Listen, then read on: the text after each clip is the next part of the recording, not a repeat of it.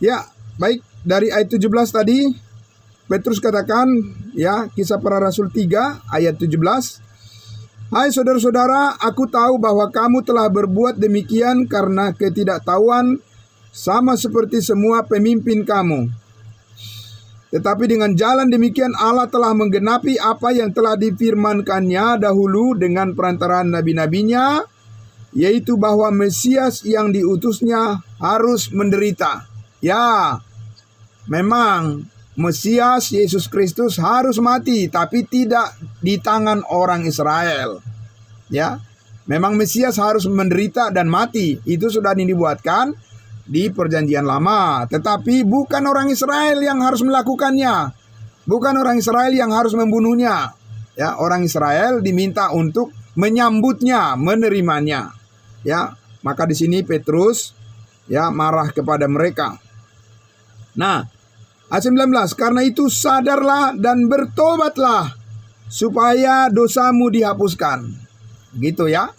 Jadi sadarlah dan bertobatlah supaya dosamu dihapuskan.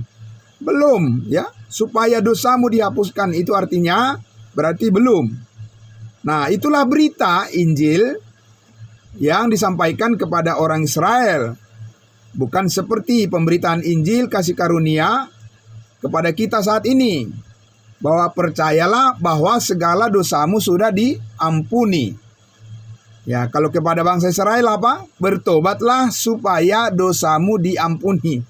Yaitu hal yang sangat berbeda ya Bapak Ibu. Jadi jangan salah dalam memilih berita Injil yang kita beritakan kepada orang lain.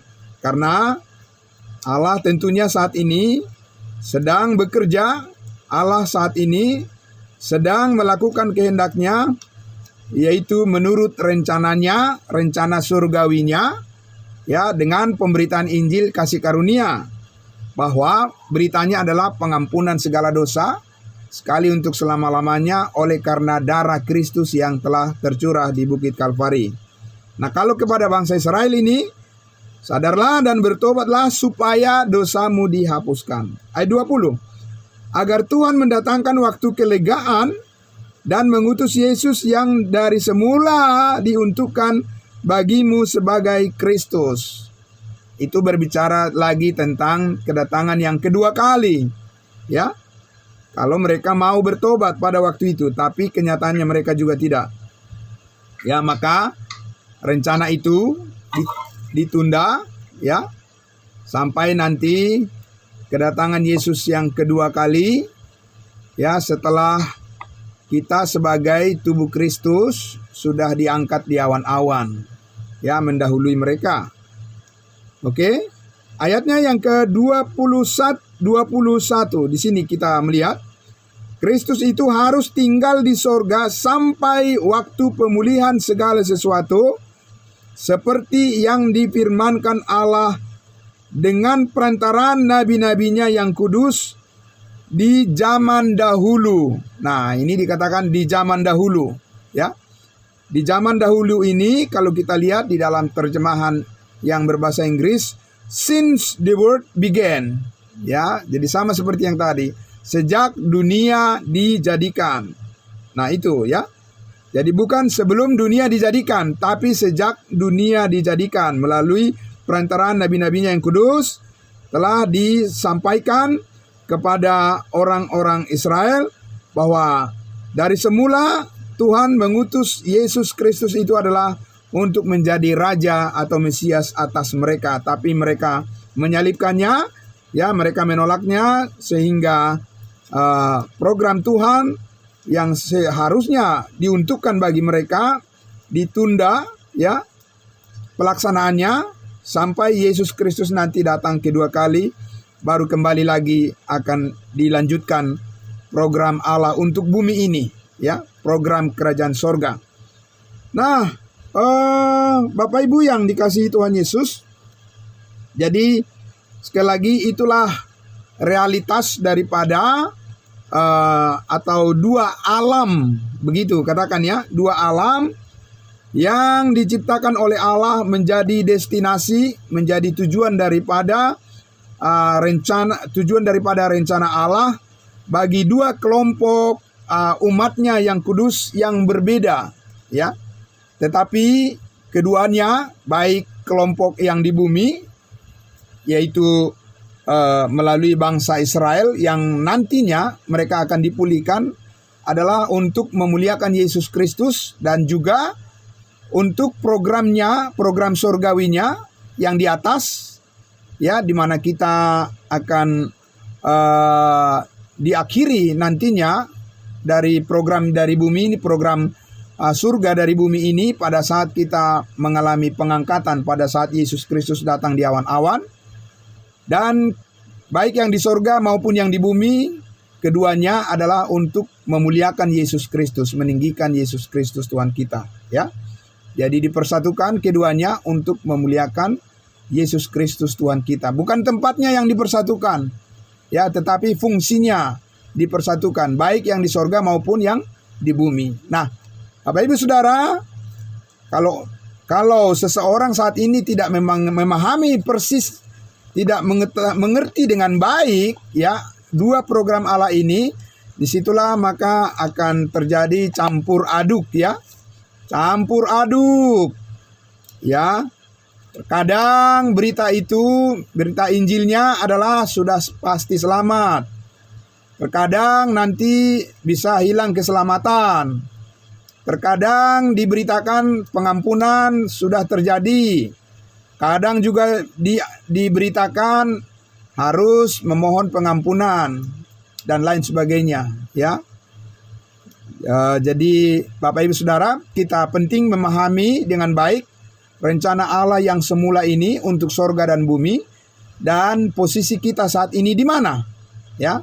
Di dalam rencana Allah, di mana posisi kita saat ini, dan apa yang dikehendaki oleh Allah saat ini bagi kita, supaya dari hasil belajar kita akan firman Tuhan menjadi jelas apa yang harus kita perbuat, dan apa yang kita perbuat itu seturut dengan rencana dan kehendak Allah, memuliakan Dia, ya. Nah, Bapak Ibu Saudara yang dikasihi Tuhan Yesus, karena itulah maka saat ini mari kita beritakan Injil kasih karunia Allah, karena Allah saat ini sedang bekerja melalui pemberitaan Injil kasih karunia, yaitu berita tentang pengampunan segala dosa bagi semua manusia. Setiap orang yang percaya langsung dimeteraikan dengan Roh Kudus menjadi bagian dari anggota tubuh Kristus yang kekal, ya. Nah, itulah tugas kita, sehingga pemberitaan kita, pelayanan kita fokus kepada apa yang benar-benar sedang dikerjakan dan diberkati oleh Allah saat ini, ya. Nah, minggu depan Bapak Ibu Saudara, itu adalah bagian yang terakhir dari topik ini, yaitu kita akan melihat bagaimana Allah telah menetapkan sebelum dunia dijadikan, ya, bukan sejak dunia dijadikan.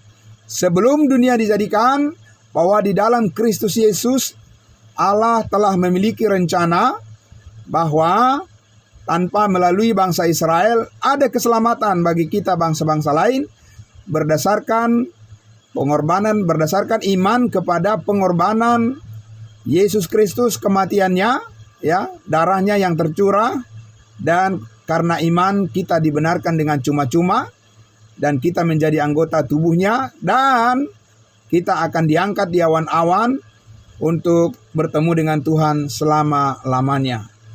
Itu Bapak Ibu yang bisa saya sampaikan pada malam hari ini, dan terima kasih untuk semuanya, ya, yang sudah hadir mendengarkan. Mari kita nanti akan sharing, berbagi pengalaman, berbagi kesaksian satu dengan yang lain, saling menguatkan, saling meneguhkan, supaya semangat kita di dalam pelayanan kita, ya, untuk memberitakan Injil Kristus, Injil kasih karunia, semakin lebih efektif lagi, ya, untuk lebih lagi membesarkan pekerjaan Tuhan selagi ada waktu diberikan kepada kita. Kita saling mendukung, saling menyokong satu dengan yang lain, dan saling memperlengkapi, memberi semangat satu dengan yang lain, supaya pekerjaan Tuhan, ya, untuk membangun tubuhnya, tubuh Kristus, itu benar-benar bertumbuh menjadi dewasa di dalam Kristus. Sebelum Yesus datang, kita diberi kesempatan agar kita mengumpulkan harta di surga, emas, perak, dan batu permata. Puji Tuhan. Mari kita berdoa. Bapa dalam surga, terima kasih, kami sangat bersyukur ya Tuhan pada malam hari ini. Kami berterima kasih Allah menempatkan kami di posisi yang tepat di dalam Kristus Yesus dan di dalam rencana-Mu, yaitu kami ditempatkan orang-orang yang telah ditentukan sebelum dunia dijadikan di dalam Kristus. Kami menjadi serupa segambar dengan Engkau sebagai kepala, dan kami adalah anggota tubuh-Mu. Dan kami berterima kasih Tuhan, karena Tuhan memakai hidup kami untuk memuliakan Engkau sesuai dengan rencana-Mu dan memberitakan Injil kasih karunia-Mu. Itulah kerinduan kami yang terbesar, karena Engkau menghendaki agar semua orang diselamatkan dan memperoleh pengetahuan akan kebenaran itu, supaya dengan demikian kami tetap kuat dan kami tetap konsisten dengan tugas panggilan kami untuk melayani Engkau di dalam damai sejahtera-Mu dan kasih karunia-Mu. Kami bersyukur di dalam nama Tuhan Yesus, dan diberkati semua yang mendengarkan firman-Mu, dan dimuliakan Engkau kekal selama-lamanya. Haleluya. Amin. Terima kasih, Tuhan Yesus memberkati. Ya. Terima kasih Pak Charles. Ya, terima kasih Bu Ria.